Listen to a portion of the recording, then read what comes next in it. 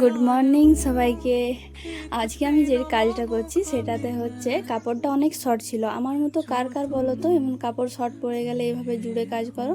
আমি তো কাপড় শর্ট পড়ে গেলে এভাবে হাতের কাজটা বাকি রেখে বাকি কাটিংগুলো করে নিই, হাতের কাজটা বাকি রেখে দিই। ওইখানটা আমরা একটা যে কাপড়টা বাড়ছে সেটার ছোটো ছোটো চারটা টুকরা নিই। চারটা টুকরা নিয়ে আমরা হাতের দুই পাশের এই বগলের এই পাশটা জুড়ে দিই। যেহেতু আমাদের ওই দিকটা হাতের নিচ দিকটা দেখা যায় না, তো এখানে জুড়লেও অসুবিধা হয় না।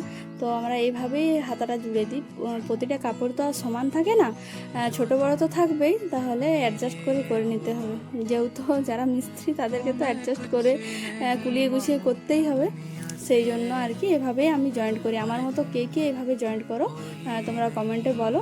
আর শুধুমাত্র হাতাটা নয়, লাইলিনও তো বরাবরই জুড়তে হয়। লাইলিন তো অত বড় থাকে না, 70 সেন্টিমিটার থাকে, যা তখন একটু যাদের একটু বড় সাইজের ব্লাউজ হয় তাদের জন্য তো জুড়তে হয়ই হয়। আর এইভাবেই আমি প্রতিটা ব্লাউজেই জুড়ে থাকি। আর এইভাবে নিচের দিক থেকে যদি লাইনটা সদর দিকে বসিয়ে উল্টো দিকে ঘুরিয়ে দিই তাহলে নিচে আর পড়তে দিতেও হয় না।